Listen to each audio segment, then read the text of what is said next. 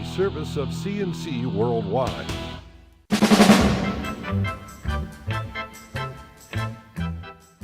CNC Podcasts are a service of CNC Worldwide and brought to you by the Greece Chamber of Commerce, providing more than 800 member companies with business solutions since 1984.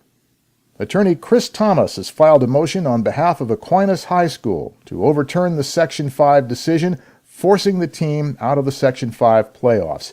State Supreme Court Justice John Ark will hear arguments Friday morning and has promised a quick ruling on whether he'll allow the team to play it on Saturday. Aquinas was disqualified by state athletic officials and Section 5 because quarterback Jake Zembeck didn't dress for at least 3 regular season games. He missed most of the season with a broken wrist. Attorney Thomas says Zembeck was present at the October 18th final game of the regular season and was cleared to play, even though he wasn't needed, so he didn't put on his uniform. He says there is nothing in the rulebook about having to put the uniform on to be available, and Zembeck could have played had anybody asked him to. After 2 turbulent weeks, the Rochester Housing Authority got back to work Wednesday as authority commissioners attended a work session on RHA finances.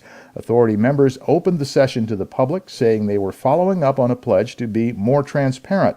Interim Director Adam McFadden said after the meeting that he is declining Mayor Lovely Warren's request to step aside because he has a number of things he wants to do to bring about lasting reform in the agency. And Board Chairman George Moses says he called McFadden in as interim director after the board fired Alex Castro because of some very tough decisions that need to be made. He believes McFadden's able to make them. The U.S. Attorney's Office says a criminal complaint's been filed against 8 present and former members of the Plumbers and Steamfitters Local 267. They're accused of stealing from their union health plan by faking claims. Federal prosecutors say the 8 Southern Tier men conspired to submit false claims for dental work that was never actually done. One of the men allegedly forged dental office receipts and sold them to the other participants, who filed them and netted about $65,000 before they were caught in a medical fraud investigation. They'll be in federal court in Rochester November 4th. Greece Police Captain Brian Ermacher retired on Wednesday after a 33-year career with the department. He's actually continuing his own career in law enforcement, moving to become chief of the Hopewell Township Police Department in Pennsylvania.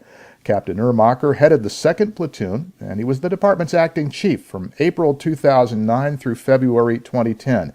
He's the man the town turned to following the ouster of former chief Merritt Ron. Quick-thinking employees saved the Gorham Town Highway Department garage on Wednesday when a dump truck caught fire inside. The Ontario County Sheriff's Office says employees first tried to put out the fire, but when that failed, they used another truck to tow the burning one outside. 4 area fire companies put it out, and they believe it was started by an electrical problem in the engine compartment. The truck was wrecked, the garage ceiling was damaged, but the town says everything's insured. On the 2nd anniversary of Superstorm Sandy, Governor Cuomo says the state is setting up strategic fuel reserves in half a dozen locations in upstate New York to make sure gasoline and diesel are readily available in spite of future disasters. There were fuel shortages downstate after the hurricane, severe enough to hamper emergency services and utility companies trying to get the power back on. The state is partnering with a major pipeline company, Buckeye Terminals, to make sure the emergency fuel supplies are only a few hours away from any point in the state. Reserves are being set up in Rochester, Buffalo, the North Country, and the Southern Tier. They're storing 2.5 million gallons of gasoline and diesel oil.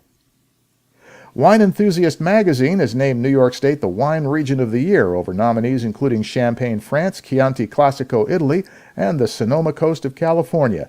The award will be presented in January at an awards gala in New York City. New York Wine and Grape Foundation President Jim Trezice says New York has more than 375 wineries from Long Island to Chautauqua County.